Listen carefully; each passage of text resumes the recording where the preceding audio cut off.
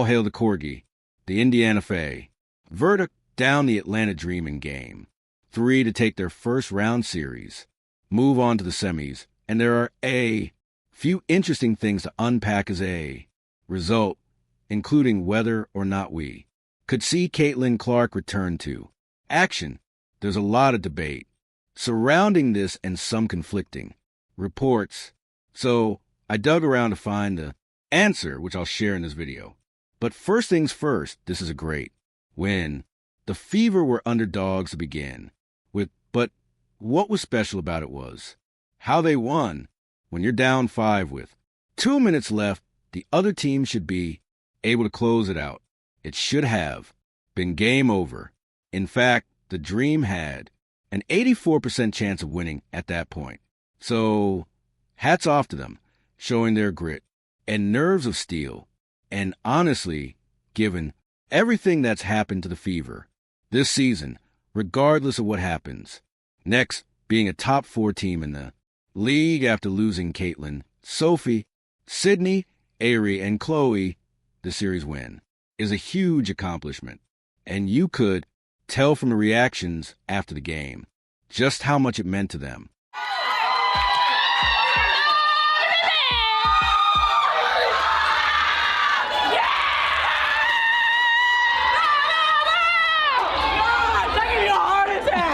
And while fans have been upset with Stephanie White all season for, among other things, how she's used Caitlin Clark, there's one thing I have to give her credit for. She's rolled with the punches, kept this team mentally focused, and results don't lie. They're going to the semis with what has been a revolving door of players. Kelsey Mitchell had some very kind words that speak to perhaps what we don't see in the locker room. Coach White has done a good job of talking about how much you guys mean to her. What does she mean to you? Maybe you as well. Oh, man. I've had 5 coaches in 8 years. I've been on, the worst, record teams here in Indiana Fever, so I know where my career started at. I know what I've kind of had to go through to kind of be in this position. I've never had a coach that poured into me respectfully like Steph has. I go where I'm valued, and I've never really felt that as a pro. And so for the first time in my career, I really feel like I have someone that values what I bring to the table as a player and a person. Not just a player, but as a person. So I always love Steph because she gave me an opportunity to kind of be who I am. And it's hard to do that and be that as a professional athlete. And when you find coaches that believe in you, I'll never take it for granted. So thank you, Coach. Looking ahead for all the complaints this season, things we would have liked to be handled differently, there have been some standout performers, and it seems like a tight locker room. You have to think next season with Caitlin in the mix, they'll be contenders. Now here are a few fun things that happened right after the game, which I think the rest of the league should learn from. First, the Fever admin wasted no time calling out everyone at our good friends ESPN, who all picked the Fever to lose because that's what you do in sports. You let your actions on the court do the talking and you clap back when needed. Someone needs to tell that to Alicia Gray, who needs to be sponsored by Kleenex after getting a fan thrown out for gently heckling her. And to hammer this point home, just look at how the Fever reacted to getting booed after winning.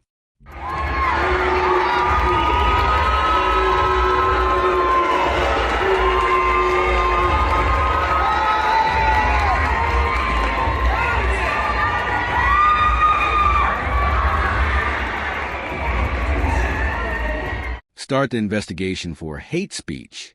Now, Kathy, we can't have fans cheering against the other team now, can we? Seriously, though, that's how you handle it.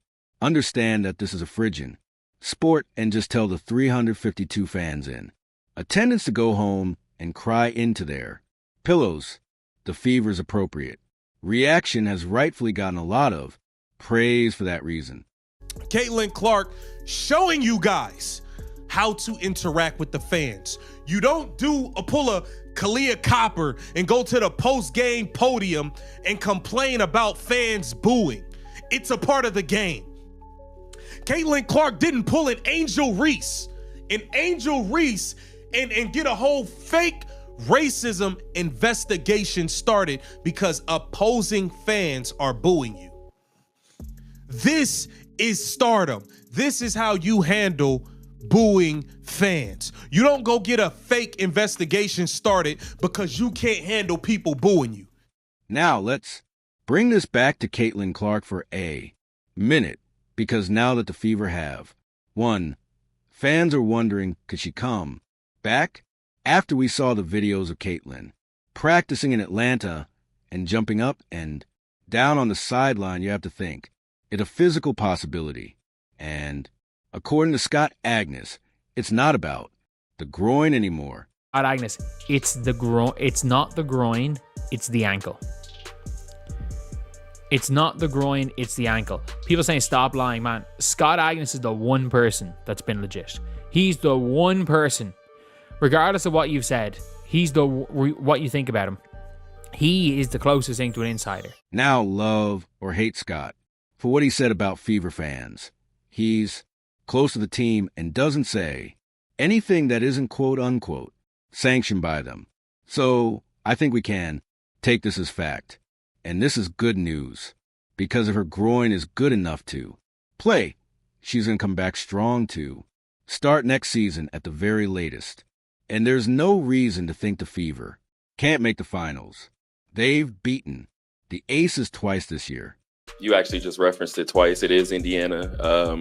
Dropped 2 of the 3 games to them this year, but you haven't seen them since late July. What excites you about that matchup? That they haven't seen the real Aces yet. They caught us when we were at a bit in turmoil. Not only that, they whooped us. Sure, Becky Hammond says a Fever haven't seen the best of them, but it's the playoffs. Anything can happen. Lower seeds have won championships in professional sports. If they make the finals, that would give Caitlin enough time to ramp up, and that, interestingly enough, would complete the Michael Jordan sophomore season arc. Like Caitlin, MJ was injured for most of his second season with a broken foot. Interestingly enough, then came back in the playoffs to drop an NBA record 63 points on the Celtics, who were a juggernaut back in 1986. She's already shown she can come back from injury and dominate. You need only look at the comeback against the Liberty with the 9 points in 38 seconds dropping, threes from the parking lot. And if you're the rest of the WNBA, you should want this because ratings have been in the tank. And with Caitlin, they'd be through the roof. We're talking 4 million viewers when she returns. That's a feel-good thing when you're trying to negotiate enough money to, as Brianna Stewart said, pay back old players for what they did to grow the league. Don't get me started on that one. But here's the reality. The Fever have ruled her out for the playoffs, meaning she's off the roster. This means no matter how far the Fever go, she cannot be added back. Once you're off, you're off. So there is 100% no chance of her returning for a storybook ending. Why did the Fever do this? Perhaps they didn't think they'd go this far. Whatever the reason, they've committed to Caitlin not playing another game in 2025, which is a bummer, because I think she totally could have played, only for the reason that elite players play hurt in the playoffs. But if you're a Caitlin fan and you want to see her win a championship, you have to, like the heart of the Fever, and what they've been able to accomplish this year. It bodes well for them and Caitlin next season. And if Caitlin keeps wearing those black Air Force Ones, and with a little help from the lucky Corgi, the Fever can make a Cinderella run. They've got the spirit. Let's see what the basketball gods have in store. Interview 8. If you're still here, drop a W in the comments because you're the real winner for sticking around. Thanks for watching.